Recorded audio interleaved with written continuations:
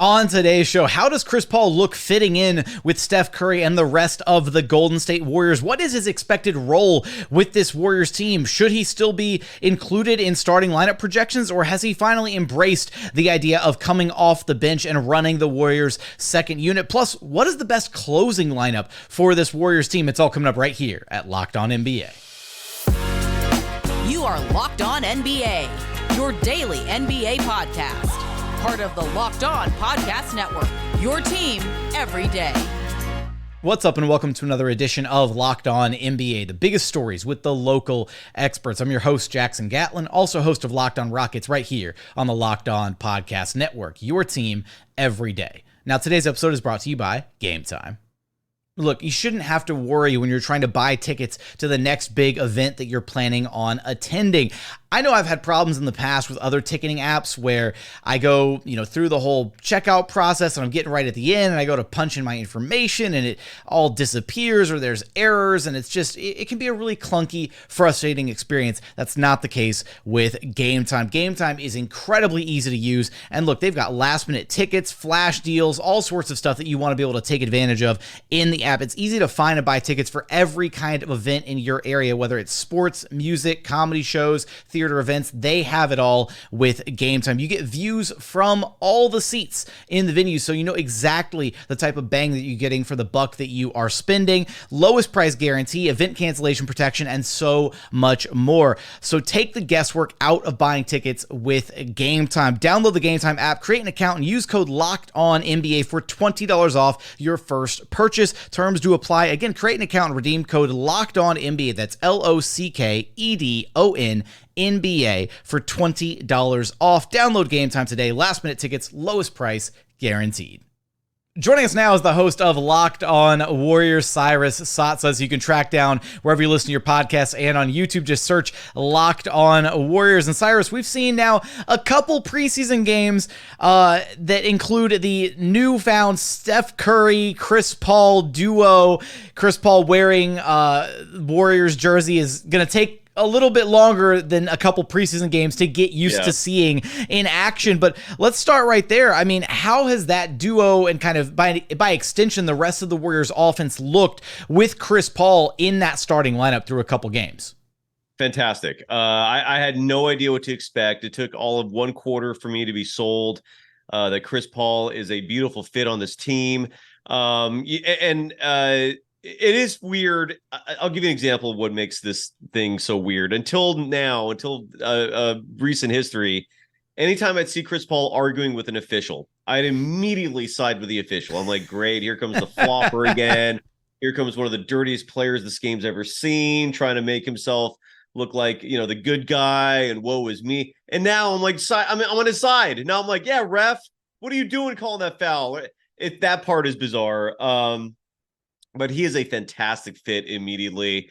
And among many facets of the game where his impact is going to be felt, perhaps the one that I'm most excited for is the fact that he has taken a mentorship role with Jonathan Kuminga, who has been the Warriors' leading scorer through 3 preseason games. And when I say leading scorer, I mean like high 20s per game type scoring.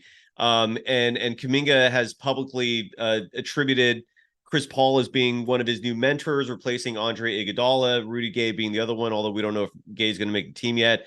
But yeah, so far, so very good. And I'm sure you've seen the practice videos. If you haven't seen them, Chris Paul and Stephen Curry have been working together in terms of the pick and roll, in terms of developing chemistry, a symbiotic relationship. And on the court, it looks good. So I think Dub Nation is maybe pleasantly surprised, but nonetheless, they're happy. So far, so good. What are some of the specific ways you're seeing Chris Paul kind of make life easier for other guys on the court, making life easier for Steph, for Kuminga, all of that?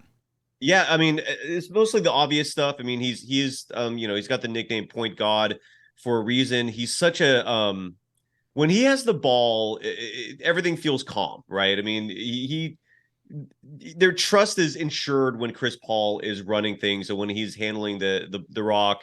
So it's just the offense being operated, like when the ball's in his hands. All of his second game, he had 5 turnovers.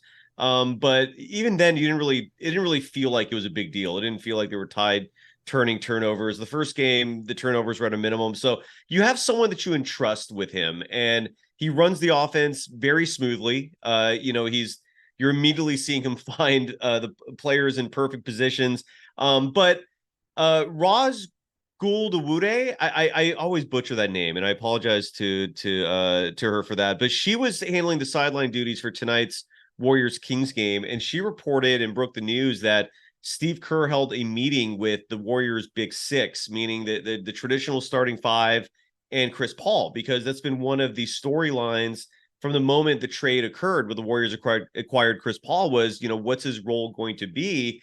And logically, sensibly, it seems to make sense for him to come off the bench and lead the second unit. But Chris Paul has not embraced that role until very recently. Publicly, he has not embraced it. He's been kind of snippy and snapping back at reporters who ask him about that. He has never come off the bench in his entire career, spanning nearly 20 years. But what makes most sense is for him to lead the second unit, a second unit that's going to have some youth on it, a second unit that has his former teammate from Phoenix, Dario Saric, in that unit. And we haven't seen Chris Paul yet with that second unit.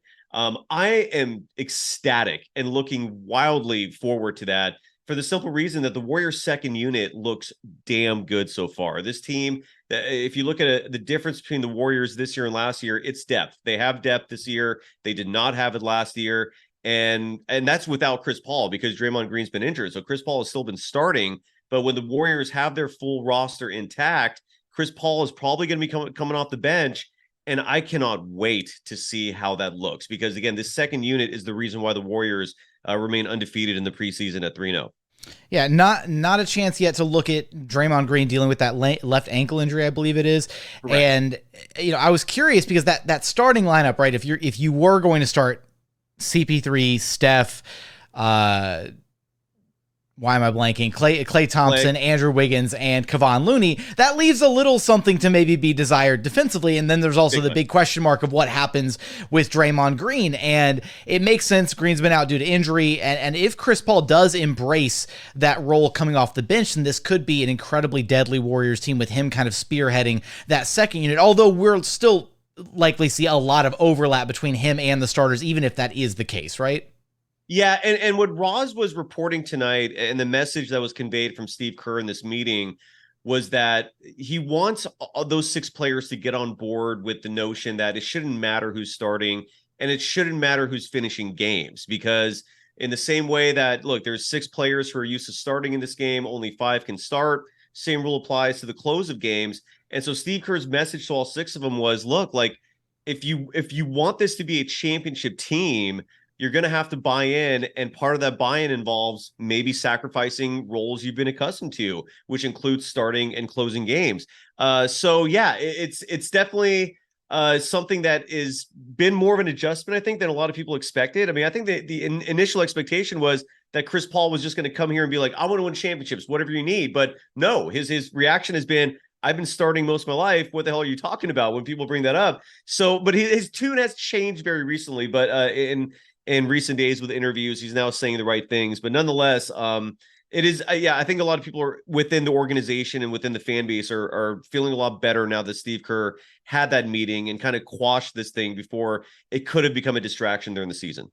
And just like you were talking about with the closing lineups being such a big deal, there's going to be, I can imagine, a fair number of games that Chris Paul does actually close for the Warriors this season because out of that core six, right, the Warriors' core six guys, now including Chris Paul in there, I think you can envision lineups that feature any one of those one guys sitting and the other five actually on the court, minus Steph Curry. He's going to be involved in pretty much every single one of those lineups, but there might be nights where maybe Wiggins is the guy who sits out at the end of a game, or Looney or Draymond or whoever, because of those six guys, you can piece together so many variations of a five-man lineup that could be very effective given certain circumstances. Absolutely. And again, Chris Paul, I'm a little surprised. Again, it's only 2 games, very small sample size, but I'm a little surprised that with him in the lineup, they don't look as small as you'd envision.